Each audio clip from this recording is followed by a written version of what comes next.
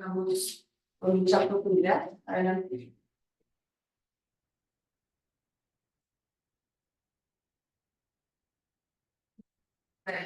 Bueno, tal vez han escuchado que en los hospitales existen estos programas que se llaman PROAC o PURA, programas de optimización de antimicrobianos, o en inglés le llaman Antimicrobial Stewardship.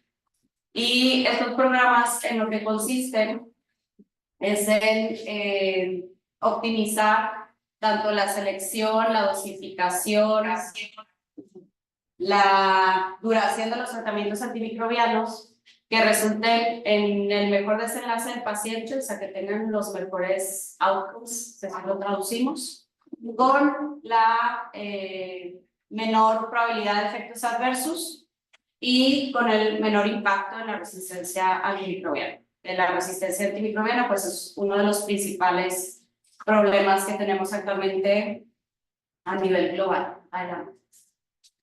Los objetivos de estos programas de optimización del uso de antibióticos consisten, bueno, primero, ellos definen 6 Ds de la terapia antimicrobiana, que hay que verificar que sea el diagnóstico correcto para dar un antibiótico, justificar su indicación, la droga correcta, es decir, que sea el antibiótico adecuado dependiendo del tipo de infección, la dosis correcta, la vía de administración correcta, la duración adecuada y que haya un desescalamiento oportuno. ¿Saben qué es un desescalamiento? Pues se va a ajustar con tu antibiograma. Ok, entonces que de acuerdo a los resultados de cultivos o de alguna otra prueba diagnóstica se ajuste el tratamiento antimicrobiano. Perdón, si te puedes regresar un poquito. Otro objetivo es evitar el sobreuso, el mal uso y abuso de los antimicrobianos, tanto en el ambiente intra como en el extrahospitalario. A ver si adelante. Reducir los efectos adversos, como comentamos, sobre todo como infecciones por Clostridioides difficile, que sabemos que su principal factor de riesgo, pues, es el uso previo de antibióticos. Minimizar el impacto en la resistencia antimicrobiana y disminuir todos los costos asociados a la atención de la salud. Bueno, y hablando de epidemiología, en este artículo que se publicó a principios de este año en The Lancet, ellos aquí plasman cuántas muertes se han visto asociadas y atribuidas a la resistencia antimicrobiana. En el 2021 calcularon 4.7 millones de muertes asociadas y 1.2 millones directamente atribuibles a la resistencia antimicrobiana. Y se ha visto que en los últimos años, al menos en los últimos 30 años, pues sí se ha visto una disminución en la muerte en los niños, sobre todo esto a consecuencia de la vacunación por infecciones que son prevenibles por vacuna, pero se ha visto un aumento en la muerte en los adultos mayores de 70 años hasta un 80%, y esto también porque la esperanza de vida, pues, ha cambiado, pero también porque cada vez vemos más número de infecciones ocasionadas por ya patógenos que son multidrogresistentes. Específicamente, se ha visto un aumento de muertes asociadas y atribuidas a Staphylococcus aureus resistente a meticilina y a gram negativos resistentes a carbapenémicos, cada vez los vemos más. Esto no se vio así tanto en el año 2020-2021, sabemos por COVID, ¿no? COVID vino y desplazó todo esto. Y bueno, aquí podemos ver por grupo de edad que en el pasar de los años, bueno, sí, cada vez se ven menos número de muertes en los grupos de edad de los niños menores de 5 años, entre 5 y 14, pero en el grupo de edad de color pues naranja, que es entre 50 y 69 años, y en el grupo de edad mayores de 70 años, vemos que la proporción de muertos pues sí ha ido aumentando. Esto con consecuencia de sepsis a nivel global. Siguiente. Igualmente las muertes atribuibles a resistencia antimicrobiana comparando en el año 1990, que son las barras de color verde claro, y en el año 2021, que son las barras de color azul marino, pues vemos que en la mayoría de los grupos de edad, sobre todo a partir de los 35 40 años, más recientemente se ven un aumento en el número de muertes atribuibles y asociadas a la resistencia antimicrobiana. Y si ya nos vamos específicamente por patógeno, por ejemplo, en la gráfica de arriba, donde están incluidos todas las personas mayores de 5 años, las muertes atribuibles a resistencia antimicrobiana se ha visto que han aumentado específicamente, sobre todo por Staphylococcus aureus. Ahí viene de manera general, pero bueno, específicamente resistente a meticilina. Por gram negativos, principalmente Escherichia coli es el que se ha visto un aumento más importante en su porcentaje de 11 a 14% en el 2021. Al igual en menores de 5 años, bueno, aunque ha disminuido, no es de excepción, también en este grupo de edad ha habido un aumento, por ejemplo, en el caso de infecciones por Acinetobacter baumannii e igualmente por Staphylococcus aureus. Siguiente.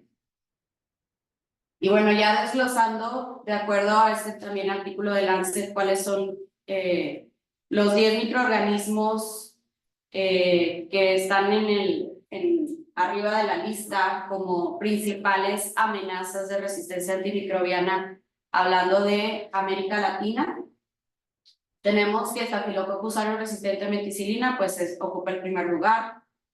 Acinetobacter baumannii resistente a carbapenémicos, Streptococcus pneumoniae resistente a carbapenémicos, Pseudomonas aeruginosa resistente a carbapenémicos, Klebsiella pneumoniae resistente a carbapenémicos, Acinetobacter baumannii con resistencia a quinolonas, Klebsiella con resistencia a quinolonas, E. coli con resistencia a quinolonas, que eso también lo vemos no solamente en el ambiente hospitalario, o sea, cada vez se ve mucho más en el ambiente extrahospitalario con médicos de primer contacto. Y Pseudomonas aeruginosa resistente a quinolonas, que eso también es sumamente importante porque al menos en Pseudomonas de los antibióticos que tenemos disponibles y que se pueden dar por vía oral, pues las quinolonas son nuestra única opción. Siguiente. Y la proyección, aquí en este artículo también hicieron como una estimación hacia el año 2050, que pues ya falta tanto.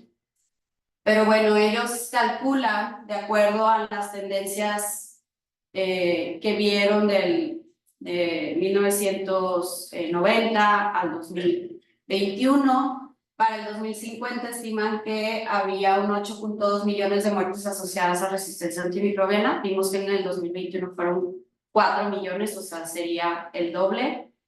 Y 1.9 millones atribuibles directamente a resistencia antimicrobiana. En el 2021 fueron 1.1 millones, o sea, también casi el doble. Y bueno, ahora hablando del uso de antimicrobianos a nivel global, pues la resistencia antimicrobiana se ve afectada principalmente, como les comenté, porque pues hay un abuso en el uso de antibióticos. En ese artículo, igual me parece que este es de hace 2 años, también calcularon con diferentes bases de datos a nivel global el uso de antimicrobianos y vieron que a través de los años, en diferentes regiones del mundo, el uso, pues la tendencia es que ha ido aumentando. Ya no se ve ahí muy específicamente, pero abajo viene desglosado por país.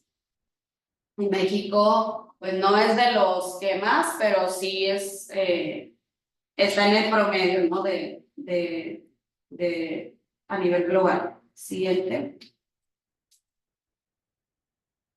Igual aquí desglosado por región, la tendencia temporal y por la clasificación que da el Banco Mundial en cuanto a que si es país de altos o de medianos o de bajos ingresos, pues he visto que la tendencia va a la alza, sobre todo en países de bajos y medianos ingresos, y bueno, México se considera un país de medianos ingresos, y que en los últimos años esto va hacia la alza. Siguiente. De las estadísticas que tenemos, al menos en Estados Unidos, que es nuestro país vecino, ellos han calculado que ahí es más del 60% de los costos de antibióticos son en el contexto ambulatorio, o sea, la gran mayoría de los antibióticos realmente se prescriben fuera del hospital, con los médicos tal vez de primer contacto o con el médico que vamos a consultar por X o Y. En el 2022 se prescribieron cerca de 236 millones de antibióticos, 7 de cada 10 en pacientes ambulatorios. Y de lo que revisaron, al menos un 28% de estas prescripciones se ha visto que son innecesarias. Y bueno, los antibióticos que más frecuentemente se vieron prescritos, acitromicina y amoxicilina, que hemos visto que lo recetan muchísimo para infecciones respiratorias, que la gran parte de las veces son pues por causas virales. Y bueno, en el paradigma previo, antes veíamos que desarrollaban un antibiótico y al poco tiempo las bacterias se volvían resistentes a estos antibióticos. O sea, tenemos por ejemplo el caso de meticilina, que se desarrolla en el 60 y en el 62 ya había estafilococo resistente a meticilina. O se desarrolló vancomicina en el 72 y bueno, ya en los 80s, 90s había resistencia por enterococo y luego más tarde estafilococo a vancomicina. Sin embargo, la siguiente, el paradigma actual que ya estamos viendo es que se están detectando las resistencias mientras los antibióticos están en desarrollo. Y esto pues es algo muy preocupante porque todavía no se, digamos, saca el antibiótico o se empieza a usar y ahora sí de una manera pues global u oficial, y ya hay resistencia a estos antibióticos. Por ejemplo, en el caso de ceftolozano tazobactam, ya desde el 2010 se había identificado pseudomonas resistentes a este antibiótico y apenas se lanzó en el 2014. Igualmente, ceftazidima avibactam ya se había detectado resistencia desde el 2005 en pseudomonas y este antibiótico se lanzó hasta el 2015. Entonces, siguiente, lo que estamos viendo es que en el pasar de los años, cada vez el desarrollo de nuevos antibióticos va disminuyendo, o sea, cada vez tenemos menos opciones terapéuticas, pero a la vez menos antibióticos nuevos que están en desarrollo, y por lo tanto pues nos estamos quedando cortos. Antes se estaban desarrollando muchos antibióticos, iban surgiendo resistencias, bueno, no hay tanto problema, vamos teniendo opciones, pero ahora nos está ganando la resistencia antimicrobiana. Y bueno, ¿cómo se origina la resistencia antimicrobiana? Yo creo que esto ya lo hemos escuchado. Pues cuando damos antibióticos, sí, arrasamos con bacterias. Por ejemplo, prescribimos, no sé, ceftazidima para una infección por pseudomonas. Entonces la ceftazidima pues se lleva varias bacterias, incluyendo pseudomonas. Sin embargo, puede que ahí haya una que otra pseudomonas que ya tenga algún perfil de resistencia y que no sea afectada por esta ceftazidima, que tal vez esté en poca cantidad y en este momento no está dando problema, pero cuando arrasamos con las pseudomonas que sí es susceptible, pues es cuando empieza a proliferar las pseudomonas que sí tiene algún patrón de resistencia, y ahí es cuando empieza a dar problema. Y esto se le llama presión selectiva. Entonces, al dar antibióticos seleccionamos las bacterias que ya tienen un patrón de resistencias y aquí también impacta no solamente el dar antibióticos, sino también la duración del tratamiento antimicrobiano. Entre más lo demos, pues más riesgo hay de ocasionar esta presión selectiva. Y bueno, las bacterias tienen diferentes mecanismos entre los cuales pueden irse pasando estas resistencias. Lo más frecuente es que hagan una transmisión horizontal. O sea, y es por eso que es importante el aislamiento por contacto cuando vemos pacientes con ciertas bacterias resistentes. Entonces, estas bacterias puede que tengan algún gen de resistencia, por ejemplo, a carbapenémicos, y simplemente al estar en contacto, así una al lado de la otra, unas pseudomonas con un gen de resistencia, por ejemplo, a carbapenémicos, al lado de otra que no tiene genes de resistencia, nada más por transmisión horizontal se lo puede pasar y pues ya, esta bacteria va a tener la capacidad de generar resistencia a antibióticos. Y bueno, la OMS ha clasificado diferentes patógenos de acuerdo a el riesgo que tienen para ocasionar resistencia antimicrobiana. Los ha clasificado en 3 grupos: el grupo crítico, el grupo de alta prioridad y el grupo de mediana prioridad. Dentro de los críticos tenemos Acinetobacter baumannii, las enterobacterias con resistencia a cefalosporinas de tercera generación y las enterobacterias con resistencia a carbapenémicos. Y los clasifican dentro del grupo crítico porque son patógenos que confieren una alta carga de enfermedad, o sea que cada vez estamos viendo más frecuente como causa de infecciones tanto ambulatorias, intrahospitalarias, sepsis, choque séptico, porque han demostrado tener una tendencia a la alta en su resistencia antimicrobiana y porque tienen una o ninguna opción ya de antibióticos en desarrollo. Y bueno, así sucesivamente los van clasificando. Los de alta prioridad, ahí está Enterococcus resistente a vancomicina, Pseudomonas resistente a carbapenémicos, Neisseria resistente a cefalosporinas o quinolonas. Siguiente. Y bueno, hablando de el uso optimizado de antibióticos, no solamente es optimizar el uso de antimicrobianos, esto también inicia desde las pruebas diagnósticas. Entonces, también hay un diagnostic stewardship o un uso optimizado de las pruebas diagnósticas que es importante que practiquemos. Y aquí estamos hablando de hacer la prueba correcta en el paciente correcto en el momento correcto. Entonces, muchas veces nos topamos con que pedimos estudios que son innecesarios, que después tenemos resultados que no sabemos interpretar y que tomamos decisiones inadecuadas de dar antibiótico para una prueba que nos salió positiva, que tal vez en este momento ni siquiera está siendo la causa de los síntomas de nuestro paciente. Siguiente. Y pues en este contexto participan pues prácticamente todo el personal de salud.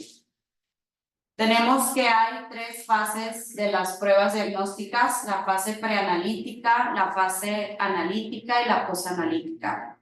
En la fase preanalítica participan médicos y enfermeras, porque en la fase preanalítica es cuando tomamos la decisión de solicitar una prueba diagnóstica de, bueno, voy a tomarle un urocultivo a este paciente.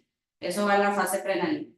Ahí se evalúa la probabilidad preprueba, o sea, la probabilidad de que esta prueba me salga positiva, me salga negativa y qué tanto significa que el paciente sí tenga infección. También participa enfermería, desde técnicas de cómo tomar la muestra, que eso también puede impactar en el resultado. Y luego tenemos la fase analítica, que consiste en el procesamiento de la muestra, donde ahí participa el personal de laboratorio y donde también pues impacta cómo lo procesen para tener un resultado positivo, negativo o dependiendo si es cuantitativo.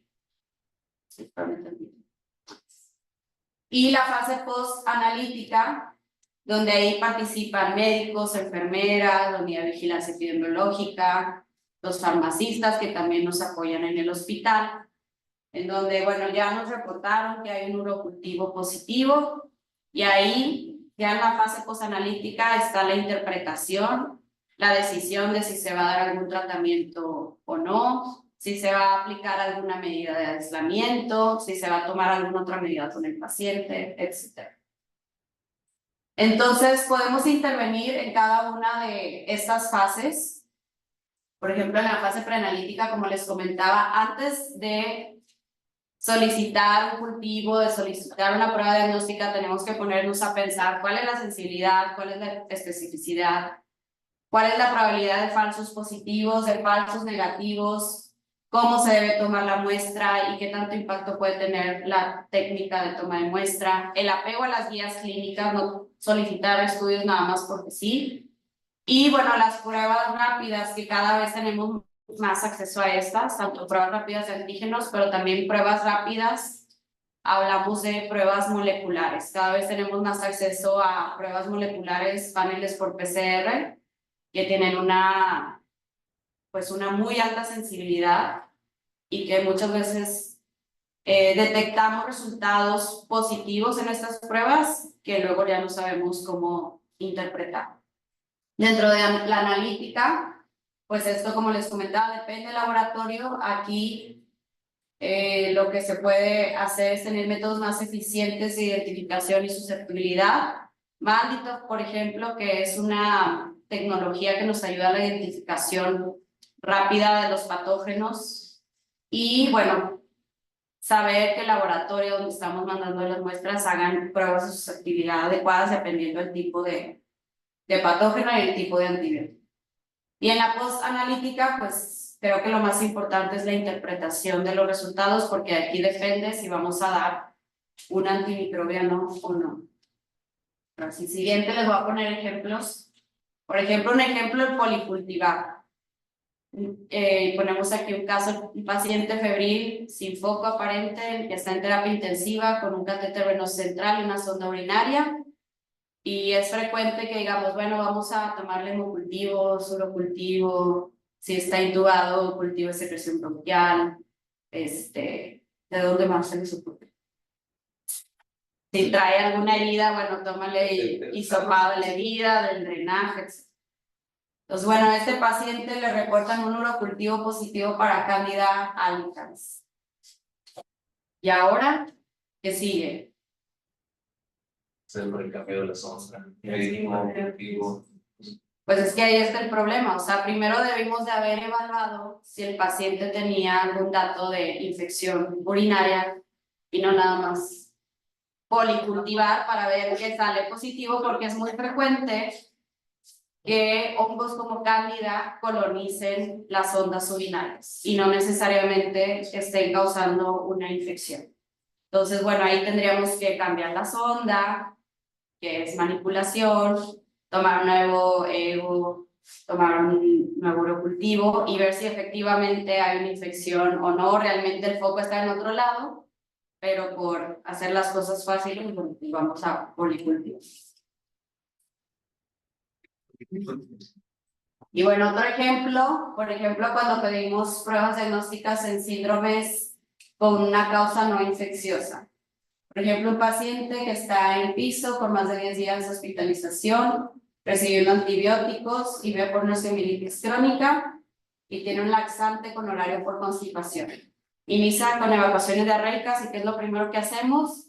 Pues hay que pedirle GDH, toxinas, panel gastrointestinal, no vaya a ser que tenga clostrio o diarrea por otra cosa, cuando pues no evaluamos que, bueno, pues está con laxantes, o sea, ¿por qué no contemplar exacto que puede ser efecto del laxante? Lo retiramos y evaluamos. De hecho, una de las indicaciones para pedir pruebas de clostridioides difíciles es que el paciente no esté con laxantes. Entonces nos reportan GDH negativa, toxina A positiva, B negativa y panel gastrointestinal con E. coli interpatógena. Pues ahora, ¿tiene clostri, no tiene clostri, tiene diarrea por este coli o no? no sabemos qué hacer ahora, no sabemos cómo interpretarlo. ¿Por qué? Porque no pensamos antes de solicitar estas pruebas qué podía implicar el solicitarlas y el resultado. Salud. Y bueno, ahora un paciente o panel molecular con detección de genes de resistencia, cultivo y pruebas de susceptibilidad pendientes. Un paciente que ingresa con neumonía adquirida en la comunidad, tiene un panel de neumonía de expectoración con detección de Staphylococcus aureus de 10 a 8 copias y detección del gen MECA. Está recibiendo ceftriaxona y acitromicina y no se hacen cambios. ¿Qué opinan de esto? Se tiene detección de mecadas, debería ser resistente a la penicilina. Exacto. Pues habría que hacer un cambio de.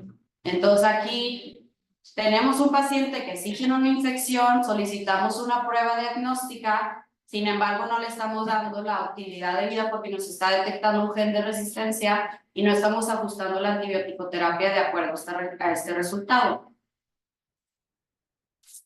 Entonces, por ejemplo, en los paneles por PCR tenemos la ventaja de que pues son pruebas que tenemos el resultado rápido y que además en algunos paneles, como el de neumonía, nos ayudan a detectar estos genes de resistencia que de manera anticipada nos pueden ayudar a que ajustemos el antibiótico sin tener que esperar al cultivo y que le hagan las pruebas de susceptibilidad.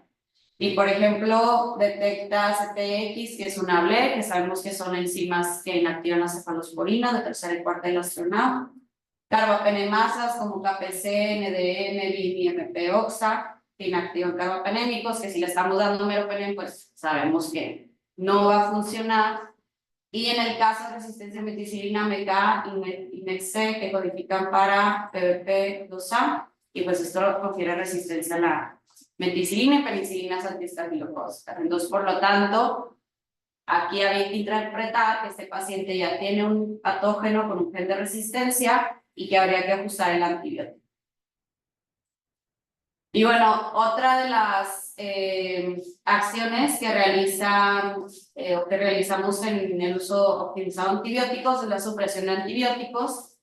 Y bueno, tal vez ustedes también se han dado cuenta al rotar pues, aquí, rotar en el metropolitano, que cuando les reportan un antibiograma, pues no son los mismos antibióticos que les reportan para un Staphylococcus aureus o para un E. coli o para una Pseudomonas. Entonces, esta supresión de antibióticos consiste en seleccionar qué antibióticos hay que probar la susceptibilidad y que se deben de reportar en el antibiograma, limitando las opciones terapéuticas a los antibióticos de menor espectro. Es decir, si se aísla un Staphylococcus aureus, está susceptible a meticilina, pues ya no es necesario que yo como laboratorio reporte susceptibilidad al inesolido daptomicina, porque pues son antibióticos para un estafilococcus resistente. Entonces, limito las opciones y así evito que el clínico piense en darle inesolido a daptomicina porque lo tiene como opción y dice, bueno, está susceptible, pues también lo puedo dar. Enterobacterias susceptibles a cefalosporinas, como les comentaba, por ejemplo, E. coli. Les reportan un urocultivo con E. coli, está susceptible a ceftriaxona, pues ya no te voy a reportar si está susceptible a ertapenem, a meropenem. ¿Por qué? Porque el clínico puede pensar que meropenem es mejor y va a prescribir meropenem. Y pues no estamos haciendo aquí antimicrobial stewardship, o sea, no estamos cuidando los antibióticos de mayor espectro que pueden funcionar para cuando ya hay una resistencia y estamos exponiendo a la bacteria a ese antibiótico y por lo tanto propiciando la resistencia al antibiótico. Bueno, y ya por último, hablando de las 6Ds, siguiente. En cuanto al diagnóstico correcto, entonces nos tenemos que preguntar, ¿es necesario el antibiótico? Y para esto, pues pruebas rápidas, pruebas moleculares nos pueden ayudar a diagnósticos rápidos y tratamientos oportunos, pero a la vez, como les comenté, hay que contemplar los falsos positivos que algunas de estas pruebas, sobre todo las pruebas moleculares, pudieran llegar a tener y que nos pueden hacer dar antibióticos de manera innecesaria. Por ejemplo, un paciente que ingresa por un cuadro de neumonía típica, tiene un panel viral respiratorio positivo para influenza, pero de manera empírica le iniciaron antibióticos, ceftriaxona, acitromicina, ya tienen el panel viral, pero bueno, le bajan los antibióticos porque no vaya a ser que si traiga una neumonía bacteriana. Ya tienes una prueba positiva, claro que esto hay que integrarlo con el cuadro clínico, y si su cuadro de neumonía, sus infiltrados, tienen antecedentes epidemiológicos, etcétera, coinciden, pues entonces, ¿para qué dar antibiótico?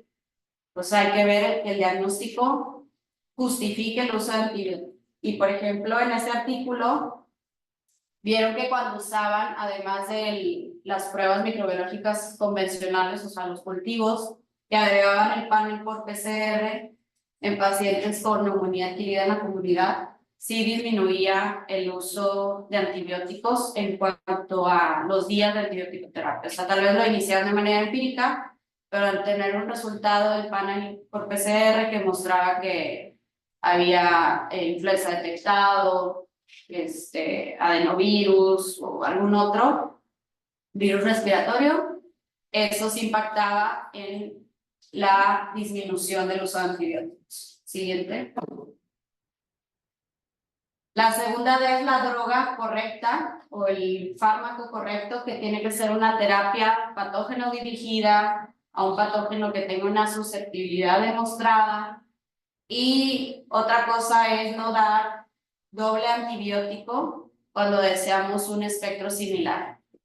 Por ejemplo, cuando se da cobertura doble para Pseudomonas aeruginosa con betalactámicos y quinolonas, lo cual pues, no hay ninguna evidencia que sustente el mayor beneficio de dar doble antibiótico para Pseudomonas. O sea, si yo tengo una Pseudomonas aeruginosa detectada en un cultivo y está susceptible a ceftazidima, por así decir, pues voy a dar ceftazidima y ya no tengo por qué agregarle antibiótico. ¿Ok? Porque esto conlleva una exposición innecesaria a antibióticos y efectos adversos. Ya no nada más vamos a ocasionar efectos adversos de un solo fármaco, sino ahora de dos. Siguiente. La dosis correcta. Algunas infecciones requieren ajuste de dosis por múltiples causas. Por ejemplo, en el caso de infecciones por Pseudomonas aeruginosa, pues sabemos que las dosis de cefepime, ceftazidima, tienen que ser las dosis altas, ¿no? De 2 gramos cada 8 horas. Entonces, dependiendo de la etiología, pues hay que ajustar la dosis. Dependiendo del objetivo, si es profilaxis o es terapéutica, también hay que ajustar dosis. Por ejemplo, cuando usamos profilaxis quirúrgica, pues es una dosis y es una duración específica. Debería ser solamente prequirúrgica, no 5 días después. Dependiendo del sitio de infección, por ejemplo, en meningitis bacterianas, pues algunos antibióticos sabemos que hay que aumentar la dosis, en el caso de ceftriaxona, por ejemplo. Hay que ajustar la dosis también dependiendo por función renal o si el paciente está en terapia de reemplazo renal continua, como es el prisma. Dependiendo de la función hepática, algunos antibióticos también se dosifican de manera ponderal, como la vancomicina, el trimetopril.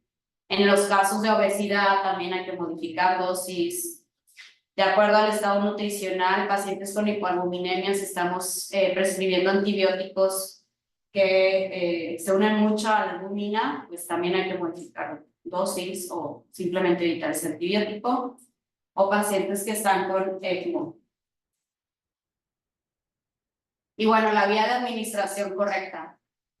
Cada vez también hay mucha mayor evidencia de que dar antibióticos por vía oral, pues es mejor que darlos por vía intravenosa, sobre todo si son antibióticos que tienen una buena biodisponibilidad. ¿Saben qué es la biodisponibilidad? Entonces, el porcentaje de los fármaco que alcanza plasma. Ok, entonces el porcentaje de fármaco que das por vía oral, que se absorbe y llega al plan. Entonces tenemos muchas opciones de antibióticos que tienen muy buena biodisponibilidad y que pueden fungir muy bien como terapia antimicrobiana, y que al hacer esta transición pues nos ayudan a que el paciente se vaya más rápido del hospital, entonces son menos días de estancia intrahospitalaria, menos costos de hospitalización, nos evitan las complicaciones que puedan estar asociadas a las vías venosas periféricas o centrales como infecciones, trombosis, y cada vez las guías clínicas de infecciones incluyen recomendaciones de esta transición intravenosa vía oral si el paciente se encuentra estable y respondiendo a los antibióticos que le estamos dando.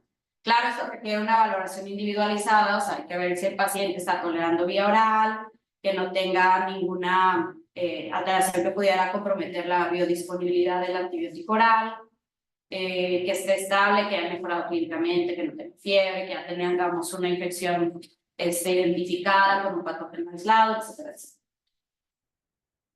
Y como pueden ver aquí, como les decía, cada vez hay más evidencia de que la transición en diferentes escenarios se puede hacer. Estos son ensayos clínicos que se han realizado para ver si el porcentaje de éxito al transicionarlos a vía oral es igual que si los dejamos por vía intravenosa. Y pues sí, se ha visto que es igualmente eficaz dar antibióticos orales que intravenosos en el caso de osteomielitis. Están todos los ensayos clínicos. En el caso de endocarditis, que a veces decimos, oye, como endocarditis o bacteriemia, ¿cómo vamos a dar antibiótico oral para ese tipo de infecciones? Bueno, de manera inicial se da intravenosa, pero no todo el tratamiento puede ser intravenoso, lo podemos transicionar a vía oral, como les comento, si el paciente está estable, si ya hay un patógeno identificado, con pruebas de susceptibilidad y que tengamos un antibiótico oral con buena biodisponibilidad. Y vemos que hay muchos ensayos clínicos que ya han demostrado que la eficacia es igual si lo dejo intravenoso en el hospital a que si se va a su casa con antibiótico oral. Igual para infecciones urinarias complicadas. Y bueno, la quinta D, duración adecuada. Este mantra de shorter is better ya tiene varios años y pues la idea es cada vez difundirlo más y que lo apliquemos.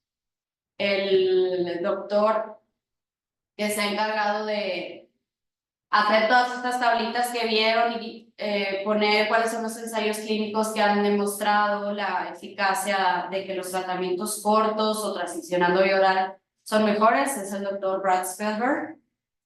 Y bueno, tiene algunos principios este movimiento o esta corriente de que entre menos es mejor.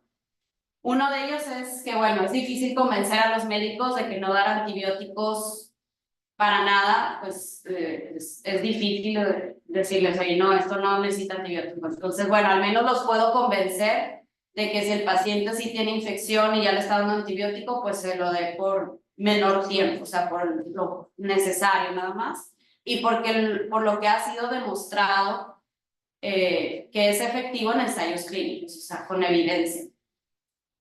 Igual, las estrategias tradicionales de stewardship van dirigidas a pacientes que no necesitan antibióticos, o sea, tradicionalmente estos programas de antimicrobial stewardship se enfocan en los pacientes que no requieren antibióticos y dicen, bueno, estos ya no les den, pero descuidan a aquellos que sí tienen antibiótico, que sí lo necesitan y que se los dan por mayor tiempo y no vigilamos que pues recorten esa duración. Siguiente. Igual, las duraciones tradicionales de antibioticoterapia realmente no están basadas en investigaciones controladas. O sea, si nos vamos a revisar cómo empezó la medicina y que decían, bueno, para neumonía hay que dar 10, 14 días, para infecciones urinarias igual. Y buscamos evidencia, pues no hay ninguna evidencia. O sea, a alguien se le ocurrió decir que 10, 14 días era bueno porque funcionaba, pero nadie se había puesto a estudiar si por menos días podía ser suficiente. Y la otra es la idea de prolongar antibiótico-terapia para erradicar cualquier residuo de infección y evitar recurrencias. O sea, voy a dar más antibiótico por más tiempo porque no vaya a ser que quede ahí, no sé, 3 E. coli que puedan luego hacer que recurra a la infección.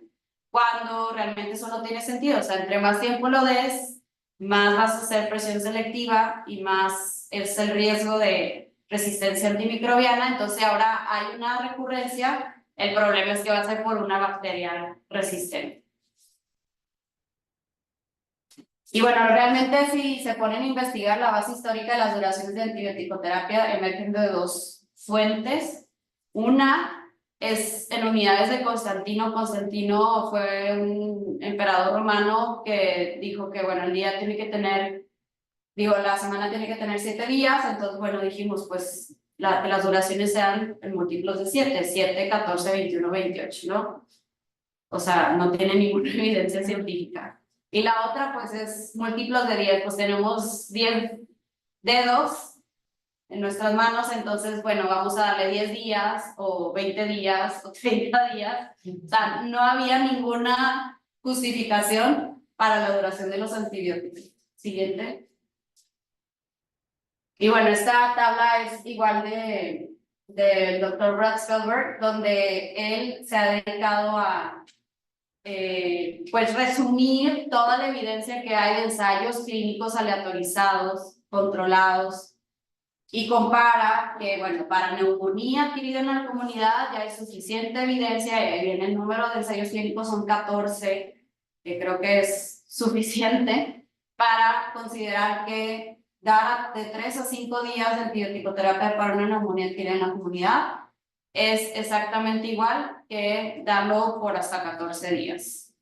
En el caso, por ejemplo, de osteomielitis, dar antibiótico-terapia por 42 días es exactamente igual que darla por el doble que se daba previamente, 84 días. Y así nos vamos, ¿no? 14 días para crisis séptica, etc. Entonces, revisen esa tabla y tenganla a la mano para cuando se estén preguntando ¿cuántos días de antibiótico le damos a este paciente? Bueno, aquí ya saben y saben que se están basando en evidencia. Y la última de desescalamiento. ¿En qué consiste desescalar? Desescalar consiste en descontinuar uno o más antibióticos que estaban prescritos de manera empírica, que bueno, ahora ya con el resultado de un cultivo y de pruebas de susceptibilidad, podemos dar un antibiótico específico o dirigido al patógeno que está causando la infección. Asimismo, como reducir el espectro, ¿no? Si estamos dando, bueno, ahorita les voy a poner un ejemplo más adelante. Y otra cosa es que también el desescalamiento no es nada más reducir el espectro, quitar antibióticos que estaban de más, sino que si tengo un diagnóstico que ni siquiera es infección bacteriana, pues definitivamente descontinuar el antibiótico, como en el caso que vimos de, bueno, tiene una neumonía por influenza, pues ¿para qué le continúo dando antibióticos? Aquí la procalcitonina sí sirve, aquí sí podemos usar procalcitonina para precisamente valorar el momento en el que podemos descontinuar antibióticos en el contexto de un paciente que ya tiene una infección bacteriana detectada, que está recibiendo antibióticos y que tenemos dudas si ya lo podemos quitar o no. Bueno, si pedimos una procalcitonina, está negativa. En este caso, sí es útil pedirla y tomarla en cuenta para descontinuar antibióticos. Para otras cuestiones, como ver si el paciente tiene infección bacteriana versus viral, no sabemos que ya la evidencia apunta a que para eso no sirve, tampoco para estarla pidiendo el seguimiento y ver si sube, ver si baja, tampoco sirve. Y bueno, aquí un ejemplo, el paciente con pielonefritis aguda en tratamiento con el tapenem y vancomicina. Resulta con un urocultivo con Escherichia coli que está susceptible a ceftriaxona, trimethoprim sulfamethoxazol, nitrofurantoína y el tapenem. Aquí, ¿qué opinan? ¿Qué hacemos? ¿Cómo podemos desescalar?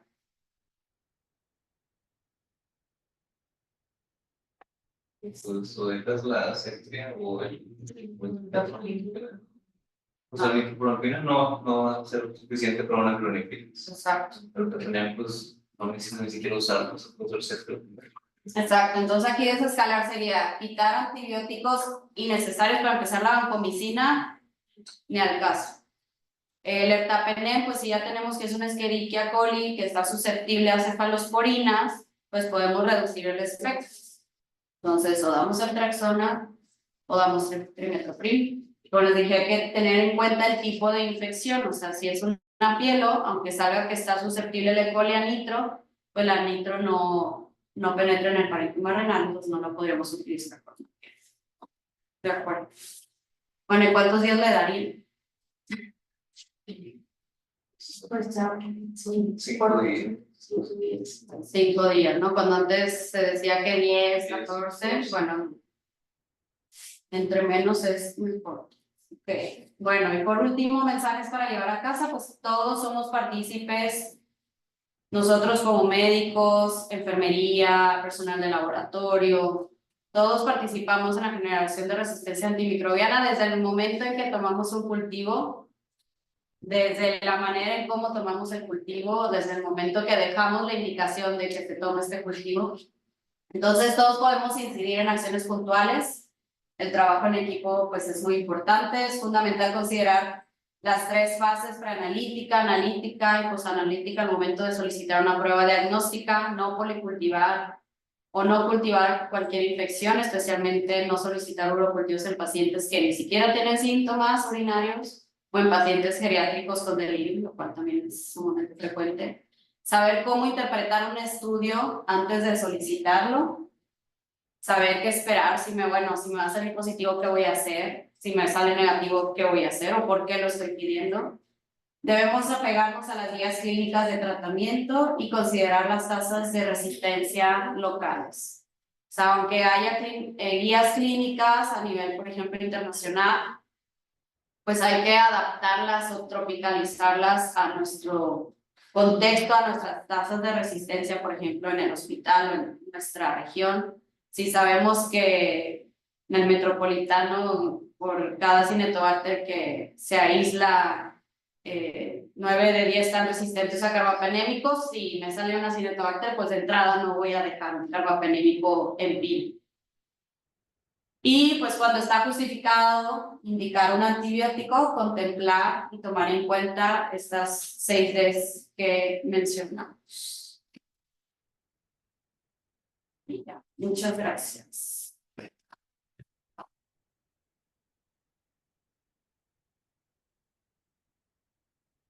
¿Alguna pregunta, duda, comentario? Yo lo de los urocultivos en los pacientes mayores